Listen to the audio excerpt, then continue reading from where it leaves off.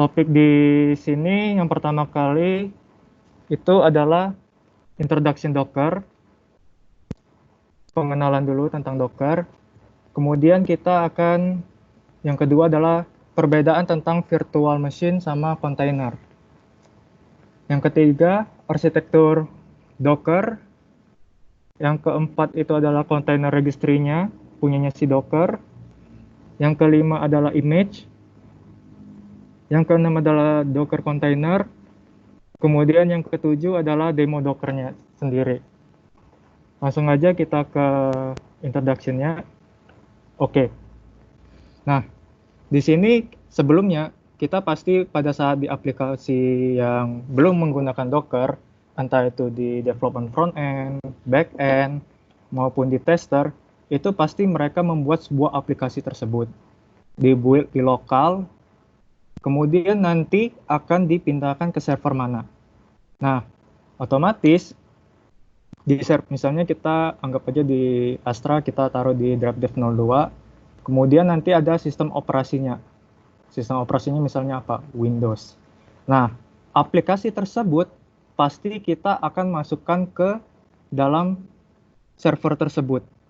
Nah, di server tersebut pasti kita harus menginstal kebutuhan-kebutuhan apa saja yang dibutuhkan oleh aplikasi. Misalnya library-nya apa yang kita pakai, misalnya Nginx, terus mungkin database-nya adalah SQL, kemudian runtime apps-nya, runtime-nya pakai apa, misalnya bisa pakai Node.js, bisa pakai C#. Nah, itu kan pasti ribet ya teman-teman. Kalau misalnya dari aplikasi kita masukkan, pindahkan ke server. Bayangkan kalau misalnya di production kita mempunyai 4 server. Nah, otomatis aplikasi tersebut kita harus mengkopinya satu persatu di masing server-server tersebut. Apalagi belum lagi kalau aplikasi tersebut mempunyai dependensi library. Misalnya kita butuh Nginx nih, kalau nggak ada Nginx nggak bisa. Otomatis kita harus menginstal satu persatu di masing-masing server. Jadi kalau ada 4 server, kita harus install 4. Dari sini udah dapat ya teman-teman maksudnya apa kalau kita sebelum menggunakan Docker.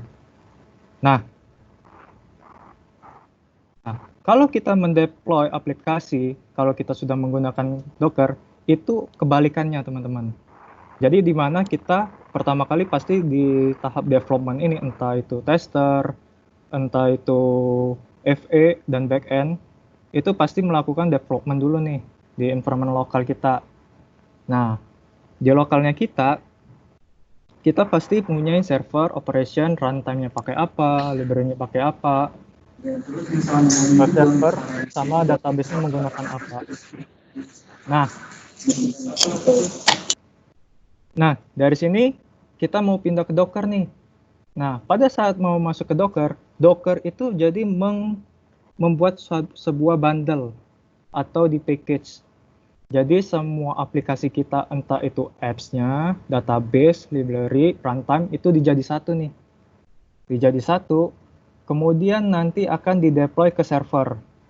Nah, di server itu cukup membutuhkan operasi sistem aja. Hanya cukup kita menginstal Docker Hub atau enggak Docker Desktop. Nah, jadi aplikasi yang ini yang udah library-nya udah satu package nih, nggak bakalan mungkin ketinggalan di server nih. Di server kita nggak akan bakalan ketinggalan. Jadi udah satu bundle package, pada saat kita mau taruh di 4 server, itu tinggal kita copy-in aja nih bundle-nya. Tinggal dipakai tanpa ribet-ribet kita harus membutuhkan, saya ketinggalan library nih, database-nya kurang. Itu nggak akan ada lagi kata-kata yang seperti itu. Jadi udah satu bundle package. Jadi yang dari awalnya kita membuat aplikasi, kemudian kita masukkan ke server, deploy. Nah, nanti pada saat kita menggunakan Docker, itu kebalikannya. Kita menyiapkan dulu dari awal, kemudian pada saat waktu di production, itu tinggal package-nya aja. Udah jadi bundle-nya. Nah, kemudian perbandingan virtual machine sama container. Jadi di Docker itu mempunyai container, teman-teman. Nah, Di sini virtual berbanding sama dengan kontainer. Perbedaannya apa? Nah, teman-teman bisa melihat di sini, mungkin sekilas nggak ada beda ya. Tapi kalau di sini teman-teman bisa melihat kalau virtual machine itu pasti ada satu lagi nih, operasi sistem. Sedangkan di container itu nggak ada lagi operasi sistem. Nah, kalau kita pakai virtual machine, otomatis kita operasi sistem kita, misalnya di lokal kita, itu pasti menginstal virtual machine. Nah, pada saat kita menginstal virtual machine, otomatis di virtual machine kita harus install lagi operasi sistem apa yang dibutuhkan. Misalnya Linux atau Windows. Nanti kita baru dependensi apps-nya apa, application-nya apa. Jadi ini semacam nggak beda jauh dari kita mendeploy sebuah aplikasi yang tanpa menggunakan Docker. Jadi di lokalnya kita mempunyai lagi virtual machine. Nah, kalau kita sudah menggunakan kontainer, kontainer itu adalah mirip seperti virtual machine, tapi dia tidak ada lapisan operasi sistemnya lagi. Nah, kenapa bisa? Karena di Container Manager ini dia menggunakan sistem operasi bawaan server itu sendiri. Misalnya di server saya pakai Windows. Dengan pintarnya Docker itu nanti kontainernya akan membuat sebuah kontainer visual. Nah, nanti dia akan membuat sebuah virtual sendiri, tapi itu dari OS-nya sendiri, OS-nya kita. Begitu.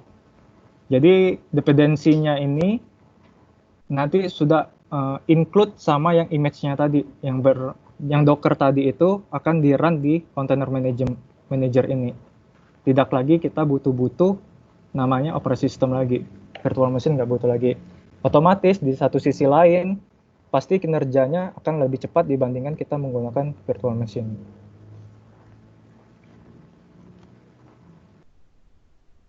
Next, kita ke arsitekturnya Docker. Jadi Docker itu mempunyai 3 tahapan, di mana ada client registry, client, Docker house, kemudian registry. Nah, biasanya yang di tempatnya kita, di lokalnya kita, itu pasti adalah client, di mana kita melakukan command, misalnya Docker build, Docker push, Docker run, itu akan dilakukan di client, di laptopnya kita sendiri. Sedangkan Docker house itu adalah servernya, di mana nanti klien ini setiap kali kita mengeksekusi komennya itu akan dilanjutkan ke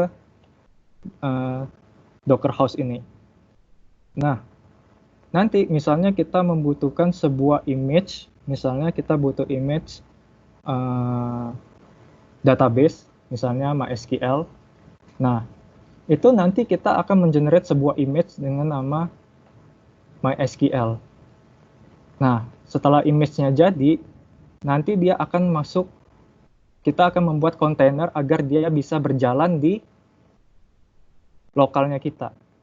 Mau di lokal, mau di expose keluar, itu bisa. Nah, kemudian apa gunanya registry? Ini adalah untuk seperti service registry yang menampung repository image-nya kita. Nanti saya akan jelaskan lagi, lebih dalam lagi. Nah, di sini udah masuk nih container registry. Nah, container registry ini adalah seperti ini, Docker Hub. Jadi kita sebenarnya mengambil semua image atau apa itu di Docker Hub. Misalnya saya sebagai developer, saya membutuhkan MongoDB. Saya tinggal ngeklik, tinggal ambil image MongoDB. Jadi kita tinggal simpelnya nggak perlu lagi menginstal sebuah aplikasi yang misalnya menggunakan doc.exe, itu nggak usah lagi. Jadi kita yang tinggal MongoDB, tinggal kita panggil, pakai aja image ini, terus kita run di lokalnya kita. Nah, kemudian selain MongoDB, banyak yang bisa kita cari di sini. Nginx, atau enggak Selenium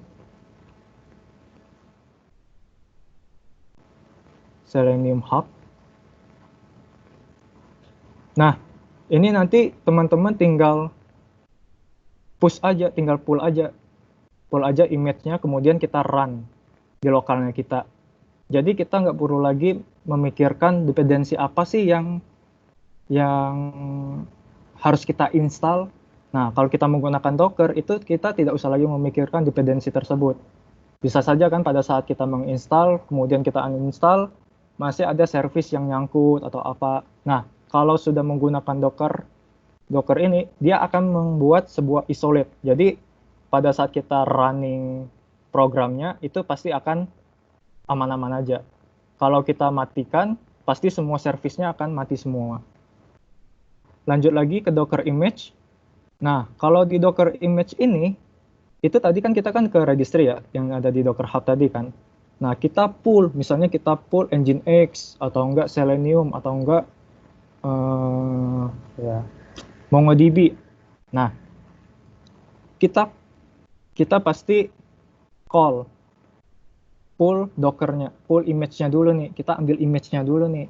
Nah, image-nya setelah kita dapat, nah nanti, ini kan udah jadi nih, ada di lokalnya kita.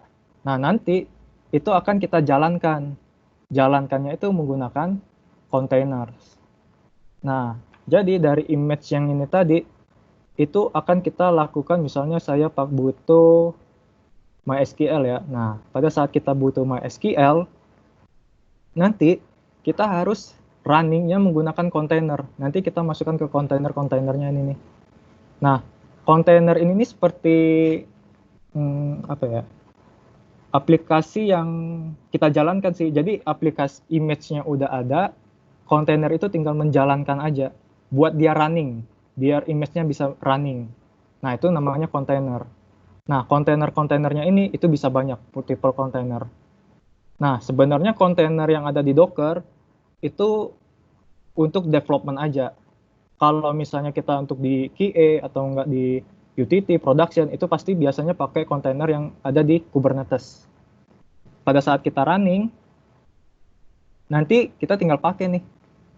Tinggal pakai aja. Tinggal pakai, misalnya saya install MongoDB, saya jalanin running di kontainer, tinggal saya connect-kan ke desktopnya saya, running. Nanti saya kasih contoh gimana teman-teman biar bisa lebih nangkep lagi. Oke, selanjutnya kita akan ke demo. Demonya ini ada 7 macam. Pertama kita belajar tentang pull image, list image-nya gimana, create containernya gimana, kemudian expose port. Expose port ini seperti kita mengekspor port ini agar bisa diakses dari luar. Kemudian kita create image menggunakan Docker file. Kemudian kita push image ke registry. Gimana kita push tadi? Kan kalau kita tadi kan manggil aja nih, manggil image dari Docker Hub. Nah, gimana caranya kita nge-push ke registry atau nge-push ke Docker Hub? Kemudian kita integrated sama network, di mana nanti aplikasi itu bisa sinkron, bisa saling berbicara, bisa saling berkomunikasi. Misalnya saya mempunyai aplikasi API, saya membutuhkan DB. Oke, nah nanti gimana caranya dia bisa pada saat jadi image itu bisa running berbarengan. Kemudian volume persistent. Nah, volume persistent ini nanti kalau di container kan pada saat kita misalnya database SQL server kita running nih, kita jalankan di container. Nah, dia running. Nah, tapi pada saat misalnya kontainernya kita matikan atau kita hapus, otomatis data-data yang di sana bisa hilang. Nah, cara untuk menghandle-nya itu menggunakan volume persistent. Nah, yang ketujuh itu adalah kita menggunakan create bundle use Docker Compose. Docker Compose ini jadi kalau kita nanti kita kan ngetik manual nih, ketik satu-satu perintahnya. Nah, kalau Docker Compose itu udah jadi satu script, tinggal kita lakukan eksekusinya. Dia langsung jalanin semua.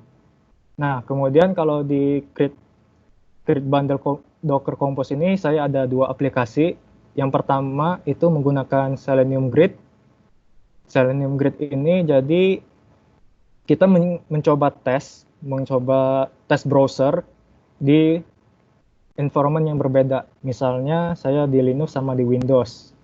Nah, nanti itu kita akan running misalnya di Windows itu menggunakan Mozilla, yang satunya lagi menggunakan Chrome.